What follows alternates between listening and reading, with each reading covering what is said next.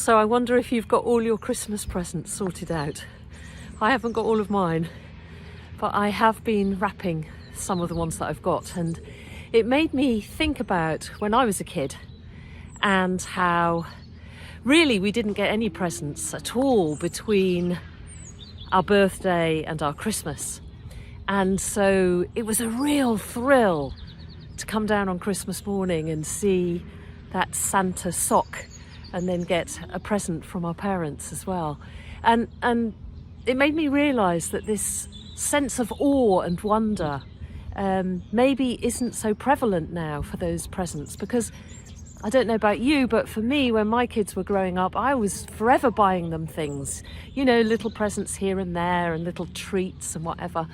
So they didn't have that same excitement, maybe. Well, maybe they did, but yeah, it made me think about when we have one teddy bear, it really matters, doesn't it? It's a very, very special, close to your heart friend.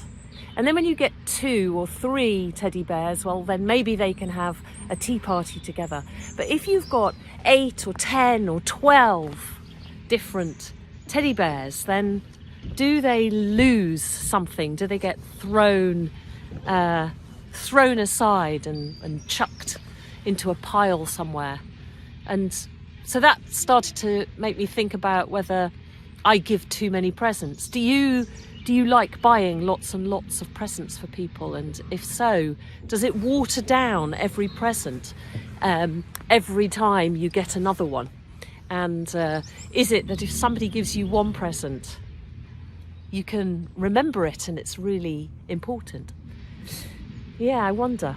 And it made me think about how many things I've bought for people this Christmas, and maybe just one little gift means more.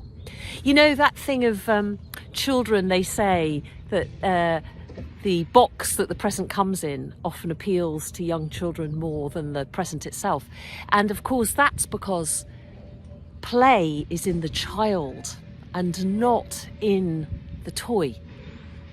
And so we give them presents which are finished, they're completed, aren't they? They're all beautiful and coloured and perfect in a way, but the child isn't finished yet. The child's still growing. So that doll's house that has all the curtains and the wallpaper and the soft furnishings, that might be pleasing, but is it pleasing to us rather than to them? And would a box be better, because then they could make it something as they're making themselves? Oh, I'm stuck now. I love those things. I loved being in those when I was a kid. Makes me feel a bit dizzy now. And then that leads on to another thought, which is that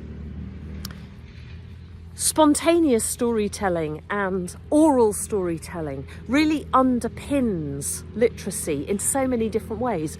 And one of the ways it does is in the fact that if I tell you a story and it's imperfect, then you know that you go, oh yeah, I can do that. That's something that I can achieve. But if I pick up a book which is all beautifully designed and illustrated and perfect, then you can't necessarily replicate that. Certainly as a child, if you're still learning to read and write, you can't replicate that. So oral storytelling, I really, really believe that oral storytelling can underpin our literacy, our reading and our writing, and make people want to read a book and maybe even write their own. So that's how important oral storytelling is, you know, heart to heart, eye to eye, voice to voice. What an extraordinary gift just to give somebody that gift of storytelling. And my daughter, now she's grown up, she sends me a gift which is a video, and I get one video into my inbox once a month for the whole year, and it's the most precious gift. And sometimes she'll read me a piece of poetry, sometimes she'll send me a photograph to go with it. All these different homemade, important, beautiful little stories that she gives me.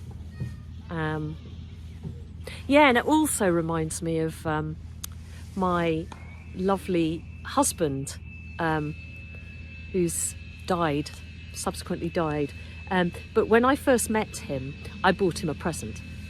And I was really thrilled with it, and it was beautiful. I think it was from an antique shop or something. And I was so excited. I wrapped it up and got it all very beautiful and little bow on it. And he came back and I handed it to him, and he put it to one side and he said, "Oh, great, thanks." And I was like, "Well, are you going to open it? Are you going to open it?" And I kept nagging him and pushing him, and he just left it on one side. And after a while I said, "Please, will you open it? It's a present." And I wanted to know whether he liked it or not. And he said, "Well, is this a present for me or is it a present for you?" Oh, and that really, really struck me hard. But do you know what? It was a gift for him to say it, because I realised that, yes, it wasn't that I wanted to give him something. I wanted to receive something. I wanted to receive his joy and his pleasure and his delight.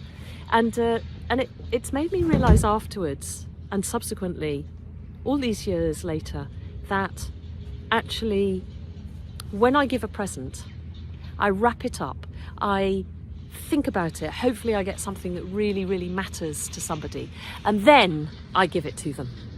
And then it's gone. It's not mine anymore. And whether they keep it, give it away, enjoy it, dislike it, I hope they don't, that's got nothing to do with me anymore, because I've just given a gift from my heart, and now it's up to them what they do with it.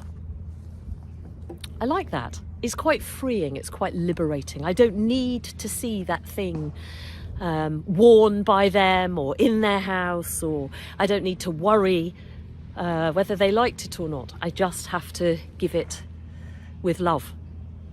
Yeah, some thoughts about Christmas presents, about presents in general. How do you feel about presents? Do you like giving them? Do you like receiving them? I quite like receiving gifts which are experiences. Yeah, stuff isn't so important. Well, I suppose it's easy to say that when I've got stuff. Maybe if you've got nothing at all, it would be really lovely to receive something. But then that goes back to what I was saying, that one teddy bear can mean a lot more than 10, 15, 20 teddy bears. Yeah. Well, I hope wherever you are, you're having a fantastic festive season. And even though it's grey here, I'm imagining a little bit of sunshine in my heart, and I'm looking forward to giving the gifts that I've wrapped and getting the others that I haven't got yet. Oh my goodness. Oh yeah, okay. Less perfect. Yeah, life doesn't have to be perfect, does it?